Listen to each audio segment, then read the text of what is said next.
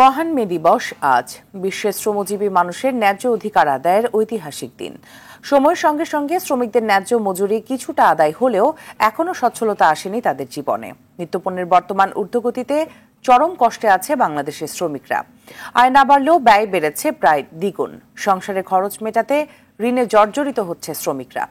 বেশিরভাগ শ্রমিকের সন্তানরা বঞ্চিত হচ্ছে শিক্ষার সুযোগ থেকেও। আতিকা রহমানের রিপোর্ট। ক্যামেরায় ছিলেন মেহেদী হাসান সুজন। 1886 সালের এই দিনে যুক্তরাষ্ট্রের শিকাগো শহরের হে মার্কেটের শ্রমিকরা শ্রমের উপযুক্ত মূল্য ও দৈনিক 8 ঘন্টা কাজের দাবিতে আন্দোলনে নামেন। আন্দোলনরত শ্রমিকদের ওপর পুলিশ গুলি চালালে অনেক শ্রমিক নিহত ও আহত হন। তাদের আত্মত্যাগের মধ্য দিয়েই আজ বিশ্বে দৈনিক কাজের সময় 8 ঘন্টা করার দাবি প্রতিষ্ঠিত হয়। তাদের আত্মত্যাগকে সম্মান জানাতেই সারা বিশ্বে পালন করা হয় মে দিবস। 2024 সালে এসেও শ্রমিকদের শোষণ বঞ্চনার দিন শেষ হয়নি। কিছু অধিকার আদায় হলেও লাঘব হয়নি তাদের কষ্ট। বাংলাদেশের অনেক শ্রমিক এখনো মানবেতর দিন কাটাচ্ছে। 50 পেরোনো ভ্যান চালক আবুল কালাম কাজের সন্ধানে প্রতিদিন বের হলেও সব দিন কাজ মেলে না। মাসে গড় আয় 10,000 টাকা। ঘর ভাড়ায় চলে যায় 4,200 টাকা। বাকি টাকা দিয়ে 5 সন্তানের সংসারের সব খরচ চালাতে হয়। সন্তানদের লেখাপড়া তো দূরের কথা, 3 বেলা খাবারই জোগাড় করতে হিমশিম অবস্থা। কোন রকম ডাল দুগা মনে করেন ওই কাঁচা তরকারি টমাটম এগুন কিনতে টাকার অভাব।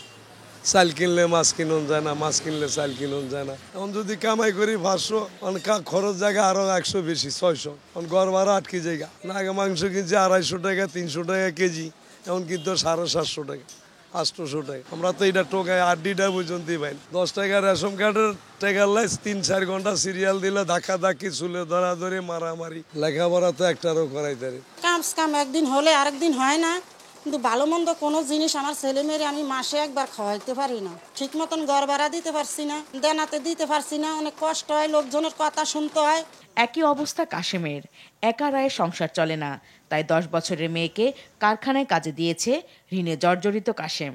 যেটা আসলে মনে করেন 20 টাকা করে কিনছি বা 15 টাকা করে কিনছি, এটা এখন কিন্তু 100 টাকা 400-500 টাকা ইনকাম হলে কি পোলা ফানের খাওয়াবো না, দোকান ভাড়া দেবো না, নিজে চলুম না, মানুষের দানা ফেনা দেবো। শুধু আবুল কালাম বা কাশেম নয়, নিত্যপণ্যের ঊর্ধ্বগতির বাজারে বেশিরভাগ শ্রমজীবী মানুষই 3 বেলা খাবার জোগাড় করতে পারছে না। ঋণ নিচ্ছেন বিভিন্ন সমিতি থেকে, পরে তা শোধ করতে গিয়ে কাটাচ্ছেন অমানবিক জীবন। এদের বেশিরভাগের সন্তান বঞ্চিত হচ্ছে শিক্ষা গ্রহণ থেকেও। যে দ্রব্যমূল্যের দাম বাড়ছে, তো আমরা কিনা খাওয়ার মতো নাগালের ভাই, সুদের পেটে গেলেরই। যে রোদ্রে গরমে যাইতে পারে না বাইরে কাজে, বাইরে যাইলেই তো রোদ্রের তাপে আইসা পড়ে। তখন যদি কাজ না করে কিভাবে টাকাটা আনবে? টাকা না আনলে কিভাবে বাজার করবো? এসব শ্রমিক সরকারি বেসরকারি কোনো সহায়তা পান না। কবে ঘুচবে তাদের দুঃখের দিন তাও জানা নেই। নিজের ভাগ্যকে ছেড়ে দিয়েছেন বিধাতার হাতে। আতিকা রহমান, RTV, ঢাকা। দর্শক, এই মুহূর্তে জাতীয় প্রেস ক্লাবের সামনে বিভিন্ন শ্রমিক সংগঠন মে দিবসের নানা কর্মসূচি পালন করছেন। সেখানে আছেন আমাদের সহকর্মী শরীয়ত খান, সরাসরি যুক্ত হচ্ছেন তিনি। শরীয়ত, প্রতি বছরই মে দিবসে জাতীয় প্রেস ক্লাবের সামনে নানা দাবি নিয়ে জড়ো হন শ্রমিকরা। এবার শ্রমিক সংগঠনের নেতারা কি বলছেন?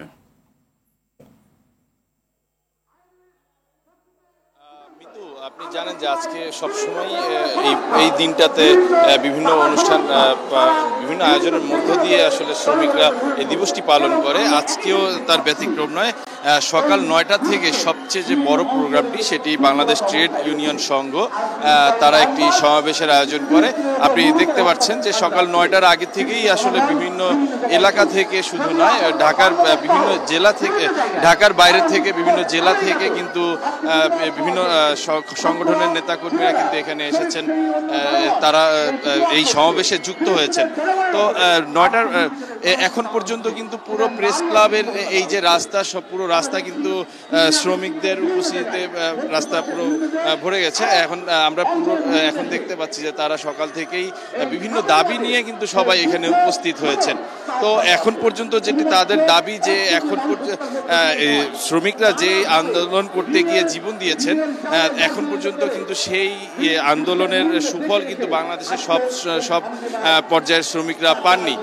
তাদের দাবি এখনো অনেক জায়গায় 14 ঘন্টা, 12 ঘন্টা কাজ করতে হয় এবং সেই এছাড়া যে ন্যূনতম মজুরি একটা মানুষের জীবন জীবিকা নির্বাহের জন্য যে ন্যূনতম যে মজুরি দেওয়া দরকার সেটাও অনেকেই দিচ্ছেন না। তো এখন কিছু জায়গায় দিলেও বেশিরভাগ ক্ষেত্রে তাদের দাবি যে বেশিরভাগ ক্ষেত্রে দেওয়া হচ্ছে না। তো সেই দাবি আদায়ের লক্ষ্যে তারা কিন্তু এখন পর্যন্ত লড়ে যাচ্ছেন এবং আজকের তাদের প্রধান দাবি যে ন্যূনতম মজুরি যেন আরও বৃদ্ধি করা হয়, এছাড়া তাদের যে কর্মপরিবেশ সেই কর্মপরিবেশ যেন আরও শান্তিপূর্ণ করা হয় এবং কাজ সবার সাথে যেন কোনো নির্যাতনের শিকার হচ্ছে অনেকে, সেই নির্যাতনের শিকার যেন কেউ না হয়, সেইভাবে সেই কর্মপরিবেশটা ঠিক রাখার এই সব কিছু মিলিয়ে তারা বিভিন্ন জেলা থেকে তারা বিভিন্ন দাবি নিয়ে কিন্তু আজকে এখানে উপস্থিত হয়েছেন, এই সমাবেশে হাজির হয়েছেন। মিতু। জি, অসংখ্য ধন্যবাদ আপনাকে আমাদের সাথে যুক্ত হওয়ার জন্য। বছরের পর বছর আন্দোলন করেও ন্যায্য দাবি থেকে বঞ্চিত মৌলভীবাজারের চা শ্রমিকরা। বাড়ছে না মজুরি, নেই বাসস্থান, চিকিৎসা, শিক্ষা সহ জীবনযাত্রার কোনো উন্নতি। শ্রমিকদের ঘামে প্রতি বছর চা উৎপাদনের লক্ষ্যমাত্রা ছাড়িয়ে যায়, কিন্তু কোনোভাবেই দারিদ্রতা ছাড়িয়ে বাড়ে না তাদের সুখ সচ্ছলতা। মৌলভীবাজার স্টাফ রিপোর্টার চৌধুরী ভাস্কর হোমের তথ্যছবিতে বিস্তারিত জানাচ্ছেন মৌসুমী রহমান। পহেলা মে শ্রমিক দিবস ঘিরে শত বছর ধরে চলছে চা শ্রমিকদের দাবি আদায়ের আন্দোলন, কিন্তু চা গাছের মতো একটি নির্দিষ্ট সীমারেখায় যেন বন্দী তাদের জীবন। কোনোভাবেই মাথা উঁচু করে দাঁড়াতে পারছেন না তারা। মৌলিক চাহিদা পূরণে দীর্ঘদিন ধরে মজুরি বৃদ্ধি, ভূমি অধিকার, বাসস্থান ও চিকিৎসা ব্যবস্থার উন্নয়ন সহ বিভিন্ন দাবি চা শ্রমিকদের, কিন্তু বাস্তবায়ন না হওয়ায় এখনও মানবেতর জীবনযাপন করছেন তারা। শ্রম দিয়ে চা বাগান আগলে রাখলেও এখনও তারা বঞ্চিত উন্নত শিক্ষা ও চিকিৎসা সেবা থেকে। আমরা 170 টাকা তলব পাচ্ছি, এটা দিয়ে আমরা চলতে পারছি না, বাচ্চা কাচ্চারা ভালো মতো খাওয়াতে পারছি না, সবজির দামও বাড়ছে, চালের দামও বাড়ছে, তেলের দামও বাড়ছে। এখানে শুধু নামকে বাঁচতে কোম্পানিরা সবসময় বলে আমরা সবকিছু পাই, কিন্তু শ্রমিক কলোনি পরিদর্শন করলে বোঝা যাবে যে শ্রমিকরা কত কষ্টে আছে। তাদের মজুরি দিতে পারতেছে না, রেশন দিতে পারতেছে না, বোনাস দিতে পারতেছে না, এরিয়ার পয়সা দিতে পারতেছে না। পাশাপাশি তাদেরকে আমরা যখন ধরি শক্ত হবে তখন ওরা কিন্তু ভাগার চিন্তা করে। এদিকে বাগান মালিকরা বলছেন চায়ের দাম বৃদ্ধি না পাওয়ায় শ্রমিকদের বেতন দিতে হিমশিম খাচ্ছেন তারা। চা বাগানের মালিকরা অকশনে উপযুক্ত দাম পাচ্ছেন না, যার ফলে অনেক বাগান কষ্ট প্রোডাকশনের নিচে দাম চা বিক্রি করতে হচ্ছে, যার ফলে অনেকে শ্রমিকদের বেতন দিতে পারতেছেন না। অন্যদিকে চা শ্রমিকদের জীবনমান উন্নয়নে নানা পদক্ষেপের কথা জানায় শ্রম অধিদপ্তর। নিয়মিত আমরা শ্রম অধিদপ্তর এবং কলকারখানা ও প্রতিষ্ঠান পরিদর্শন অধিদপ্তর, আমরা দুইটা ডিপার্টমেন্ট আমরা মালিকদের সাথে নিয়মিতভাবে কাজ করে যাচ্ছি। মৌলভীবাজারে মোট 92টি চা বাগানের মধ্যে নিয়মিত কাজ করছেন প্রায় 70,000 শ্রমিক, যাদের মধ্যে বেশিরভাগই নারী।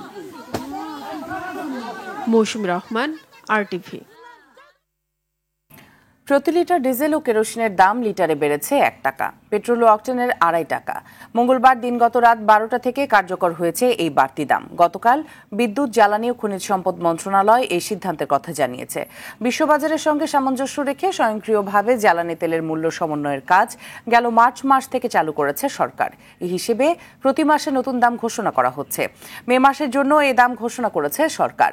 নতুন দামে প্রতি লিটার ডিজেল ও কেরোসিনের দাম 106 টাকা থেকে বেড়ে হয়েছে 107 টাকা। পেট্রোলের নতুন দাম প্রতি লিটার 124 টাকা 50 পয়সা ও অকটেনের দাম 128 টাকা 50 পয়সা।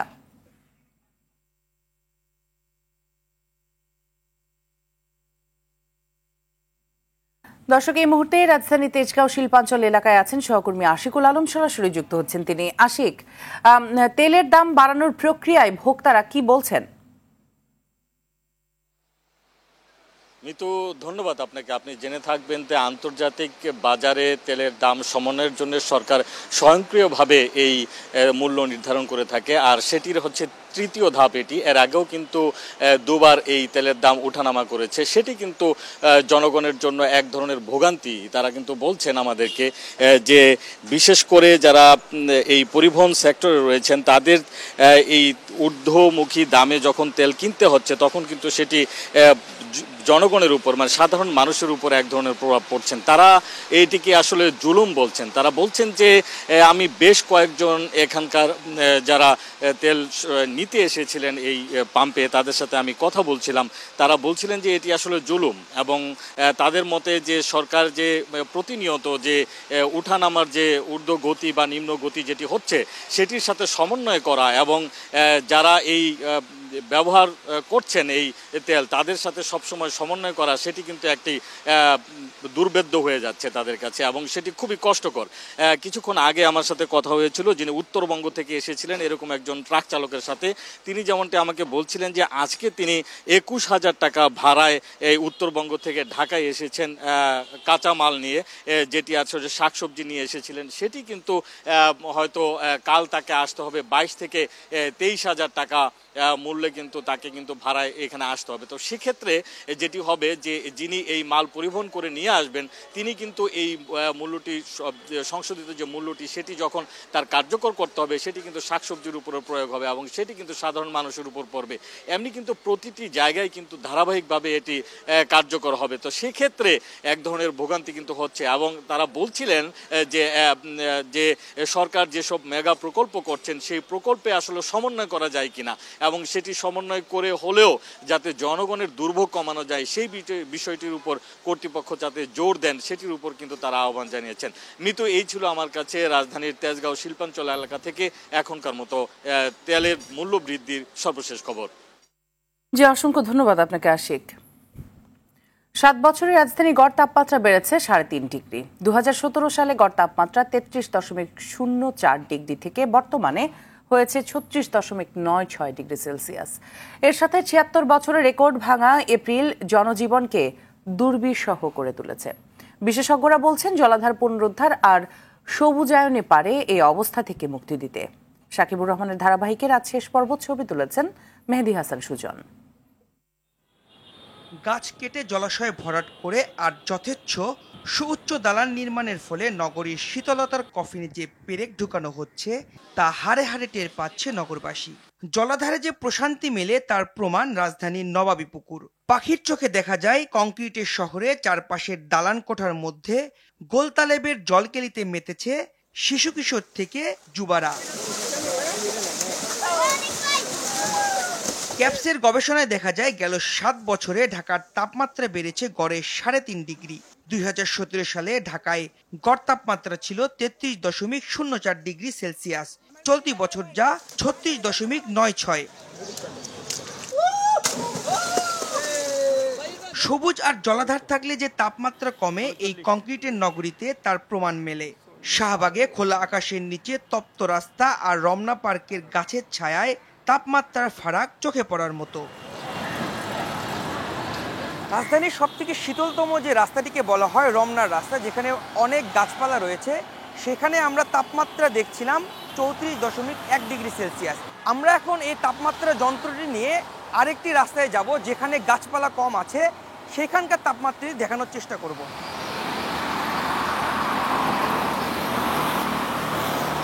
রমনা পার্কের এলাকায় আমরা যে তাপমাত্রাটি দেখছিলাম, আমরা এখন শাহবাগ দেখার চেষ্টা করব এখানে কি তাপমাত্রা বিরাজমান।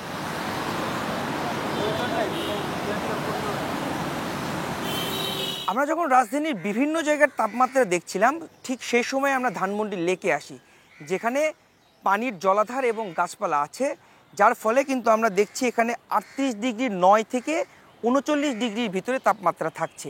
তাই হারিয়ে যাওয়া জলাশয় আর মাঠ উদ্ধারের দাবি নগরবাসীর। হিট আইল্যান্ডে পরিণত হওয়া তিলোত্তম এই রাজধানীতে তাপমাত্রা থেকে মুক্তি পাওয়ার একমাত্র উপায় গাছপালা এবং জলাধার। পুকুর এবং জলাশয় কিংবা সবুজের অবস্থান যেখানে আছে দিনের বেলায় সেখানকার যেই তাপমাত্রা থাকে দ্রুত রাতের বেলায় সেই তাপমাত্রা কমে আসে এবং শহর অঞ্চলে এই তাপমাত্রাটা কমে না। দিনের বেলা যেমন থাকছে রাতের বেলাও মোটামুটি একই রকম থাকছে। চলতি মৌসুমে তাপমাত্রা যেভাবে বাড়ছে আর নতুন রেকর্ড করছে, তাতে ধারণা করাই যায় পরিবেশ সংরক্ষণ করতে না পারলে ভবিষ্যতে বড় খেসারত দিতে হবে। সাকিবুর রহমান, RTV, ঢাকা।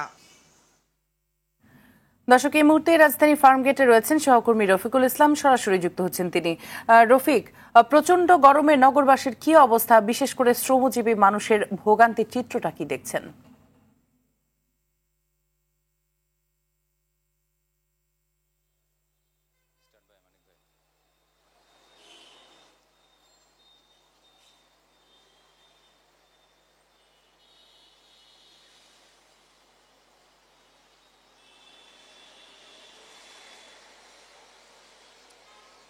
আসলে তীব্র তাপপ্রবাহে পড়ছে দেশ।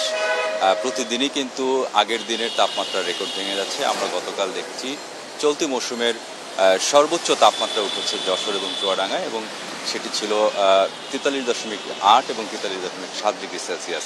এই যে তাপমাত্রা প্রতিনিয়ত বাড়ছে, আমরা যেটি প্রতিবেদনে দেখছিলাম যে আসলে এই সারা দেশেই কিন্তু তাপমাত্রা বাড়ছে। এর পিছনে অন্যতম একটি কারণ হচ্ছে জলাশয় এবং গাছপালা কেটে ফেলা হচ্ছে। আমি এখন রাজধানীর ফার্মগেটে দাঁড়িয়ে রয়েছি এবং আমার পিছনে রয়েছে শহীদ আনোয়ারা উদ্যান পার্ক, যেটি ফার্মগেট পার্ক হিসেবে পরিচিত।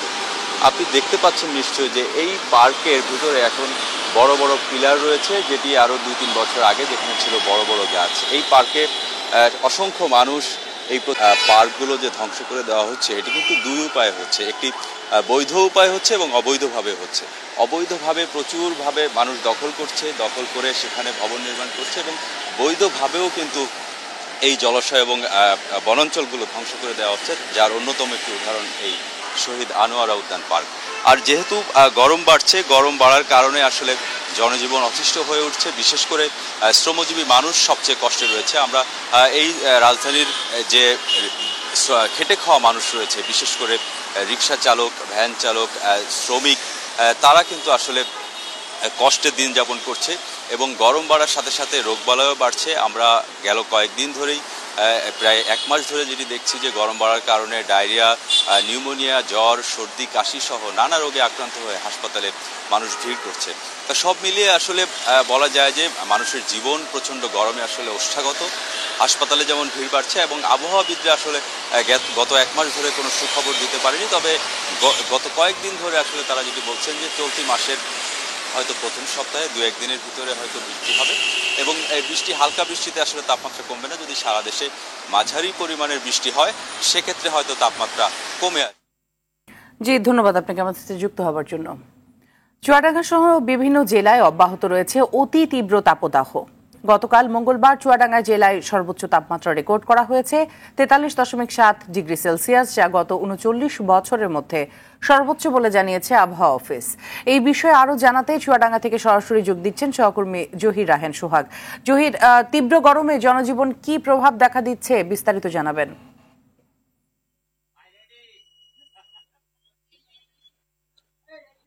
মিতু, গতকাল যে তাপমাত্রা রেকর্ড করা হয়েছে চুয়াডাঙ্গা, তা কিন্তু 39 বছরের মধ্যে সর্বোচ্চ তাপমাত্রা বলে জানিয়েছে আমাদের চুয়াডাঙ্গা আবহাওয়া অফিস। এর আগে কিন্তু এত তাপমাত্রা চুয়াডাঙ্গা জেলায় সর্বোচ্চ তাপমাত্রা রেকর্ডের কোনো ইতিহাস আমরা দেখিনি। আর এই তীব্র তাপদাহের কারণে কিন্তু জনজীবনের যে স্থবিরতা তা কিন্তু রয়ে গেছে। বিশেষ করে রাতের যে লোডশেডিং, সেটা কিন্তু দুর্ভোগ কয়েকগুণ বাড়িয়েছে। দিনের বেলায় প্রচন্ড গরম, আর রাতের বেলাও কিন্তু যে ভাবসা গরম অনুভূতি হচ্ছে, অর্থাৎ দিন এবং রাতের তাপমাত্রার খুব একটা কিন্তু পার্থক্য না থাকায় কিন্তু রাতেও কিন্তু শান্তি মিলছে না। দিনেও শান্তি মিলছে না, রাতেও শান্তি মিলছে না। রাতে তীব্র অতিরিক্ত লোডশেডিং, অর্থাৎ ঘন ঘন লোডশেডিং কিন্তু মানুষের জীবনকে একদম দুর্বিষহ করে তুলেছে চুয়াডাঙ্গা জেলায়। আমরা দেখেছি যে এই অতি তীব্র তাপদাহের কারণে চুয়াডাঙ্গা সদর হাসপাতাল সহ বিভিন্ন হাসপাতালে, বিশেষ করে উপজেলা স্বাস্থ্য কমপ্লেক্সগুলোতে কিন্তু রোগীর সংখ্যা বেড়ে চলেছে। এর ভিতরে কিন্তু শিশু ও বয়স্কদের সংখ্যায় বেশি। স্বাস্থ্য বিভাগ বারবার করে কিন্তু শিশু এবং বয়স্কদের ক্ষেত্রে বাড়তি সতর্কতা অবলম্বনের নির্দেশনা দিচ্ছেন। আর জেলা প্রশাসন ও উপজেলা প্রশাসন থেকে অতি প্রয়োজন ছাড়া কেউ যেন বাড়ির বাইরে বের না হন, সে বিষয়ে কিন্তু নির্দেশনা দিয়ে যাচ্ছেন। আর আমরা দেখেছি এই তীব্র তাপদাহের মধ্যে কিন্তু বিভিন্ন স্বেচ্ছাসেবী সংগঠন কিন্তু এগিয়ে এসেছেন। তারা পথচারী এবং সাধারণ মানুষের মাঝে কিন্তু লেবুর পানি, স্যালাইন এবং শরবত কিন্তু বিতরণ করছেন বিভিন্ন গুরুত্বপূর্ণ স্থানে। জি জহির, আমরা পরবর্তীতে আবারও আপনার সাথে যুক্ত হব। ধন্যবাদ আপনাকে। আগামী 8 মে ভোট গ্রহণের মধ্য দিয়ে দেশব্যাপী শুরু হবে প্রথম ধাপের উপজেলা পরিষদ নির্বাচন। এ লক্ষ্যে সারা দেশের মতো ঢাকার কেরানীগঞ্জ, নরসিংদীর পলাশ ও সিরাজগঞ্জের বেলকুচি উপজেলায় জমে উঠেছে নির্বাচনী প্রচারণা। অভিযোগ পাল্টা অভিযোগ, নানা প্রতিশ্রুতি আর মিছিল সমাবেশে ব্যস্ত প্রার্থীরা। জেলা প্রতিনিধিদের তথ্য ছবিতে সাইয়েদ মাহমুদের রিপোর্টে থাকছে বিস্তারিত। তীব্র গরম উপেক্ষা করে ভোটারদের দ্বারে দ্বারে যাচ্ছেন প্রার্থীরা, দিচ্ছেন নানা প্রতিশ্রুতি। ষষ্ঠ উপজেলা পরিষদ নির্বাচন ঘিরে সরগরম বাড়ির উঠোন থেকে চায়ের দোকান। কেরানীগঞ্জে 2 জন চেয়ারম্যান, 3 জন ভাইস চেয়ারম্যান ও 2 জন মহিলা ভাইস চেয়ারম্যান পদে লড়বেন। আনারস প্রতীকে মাঠে আছেন টানা 3 বারের উপজেলা চেয়ারম্যান ও দক্ষিণ কেরানীগঞ্জ থানা আওয়ামী লীগের সভাপতি শাহিন আহমেদ। বিগত 15 বছরের আমার যে এক্সপিরিয়েন্স, আমার যে কর্ম, যে আমি এই এলাকায় যে কাজ করেছি, জনগণ এর জন্য আমাকে ভোট দেবে। এদিকে কাপ পিরিচ প্রতীক নিয়ে প্রতিদ্বন্দ্বিতা করবেন কেরানীগঞ্জ মডেল থানা আওয়ামী লীগের সাধারণ সম্পাদক আলতাফ হোসেন বিপ্লব। সুষ্ঠু ভোট হলে জয়ের ব্যাপারে আশাবাদী বলে জানান এই প্রার্থী। নরসিংদীর পলাশে দলীয় নির্দেশনা অমান্য করে প্রার্থী হয়েছেন স্থানীয় সংসদ সদস্য ডাক্তার আনোয়ারুল আশরাফ খান দিলীপের শ্যালক সাবেক পৌর মেয়র শরীফুল হক। তার বিরুদ্ধে নানা অভিযোগ প্রতিদ্বন্দ্বী কাপ পিরিচের প্রার্থী সৈয়দ জাবেদ হোসেনের। এমপির নাম ভাঙিয়ে প্রচারণা করছে, নেতাকর্মীদেরকে যেইভাবে ভয় দেখাচ্ছে, এতে করে পলাশের জনগণে বিভ্রান্তর মধ্যে আছে। আমার এই রাজনৈতিক ক্যারিয়ার, যেটা আমি তিল তিল করে আন্দোলন সংগ্রাম করে আজকের এই পর্যায়ে এসেছি, আপনি আমার শুধু আত্মীয় পরিচয় নামে আমি যে প্রতিষ্ঠাতা সভাপতির বংশধর নিশ্চিত বুঝতে পেরেছে জনগণের যে স্বতঃস্ফূর্ত। এই দুজনের পাশাপাশি পলাশে লড়বেন লাঙ্গলের প্রার্থী সরওয়ার মোল্লা। এছাড়া ভাইস চেয়ারম্যান পদে 3 জন ও নারী ভাইস চেয়ারম্যান পদে 2 জন থাকছেন নির্বাচনে।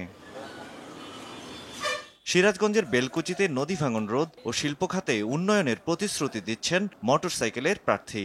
আমি যদি নির্বাচিত হতে পারি, আমাদের এই বেলকুচি হচ্ছে তাঁত শিল্প এলাকা, এই তাঁত শিল্পটাকে কিভাবে ডেভেলপ করা যায় এটা আমার মাথার ভিতরে সবসময় থাকবে। এছাড়া দোয়াত কলম প্রতীকে আমিনুল ইসলাম সরকার ও আনারস প্রতীকে মীর সিরাজুল ইসলাম প্রতিদ্বন্দ্বিতা করবেন। সাইয়েদ মাহমুদ, RTV।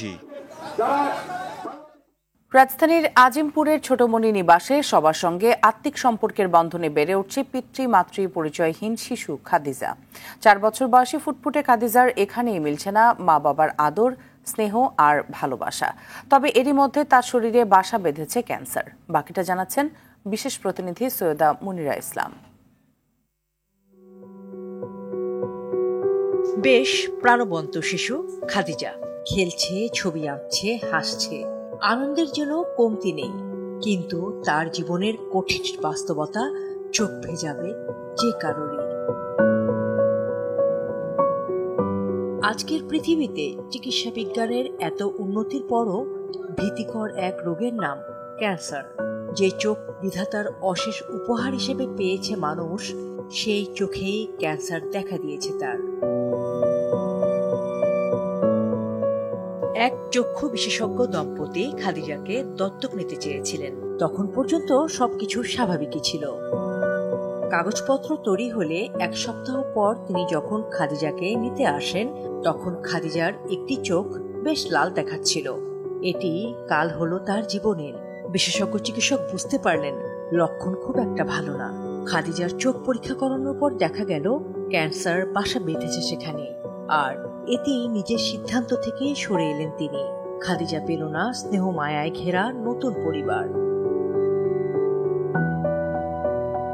কপালের লিখনে এই নিবাসে থেকে যেতে হলো খাদিজাকে। নিবাসের উদ্যোগেই শুরু হলো তার চিকিৎসা। কেমো চলছে নিয়মিত, তবে এরই মধ্যে একটি চোখ হারিয়েছে খাদিজা।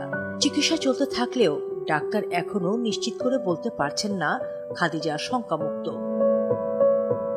অবুঝ এই শিশুর কথা বলতে গিয়ে বেদনায় গলা ভারী হয়ে আসে নিবাস কর্তৃপক্ষের। খাদিজার একটা চোখ লাল, তারপর পরীক্ষা নিরীক্ষার পরে নিশ্চিত হওয়া গেল যে ওর চোখে ক্যান্সার। প্রায় 3 বছর হতে চলছে ওর এই সমস্যাটা। কেমো দিচ্ছি আমরা 21 দিন পর পর। একজন ক্রেতা যেমন বাজারের সেরা পণ্যটি বেছে নিতে চান, মানুষের জীবনেও ক্ষেত্র বিশেষে ঘটে এমন ঘটনা। খাদিজা নিখুঁত নয় বলে শেষ পর্যন্ত তাকে গ্রহণ করেনি দত্তক নিতে আসা দম্পতি। হয়তো এটাই জীবনের চরম সত্যি। ছোটমণি নিবাসে খাদিজার জীবন হাসি আর আনন্দে কাটুক। খাদিজার জন্য অজস্র শুভকামনা। কি নাম আপনার একটু বলবেন? খাদিজা।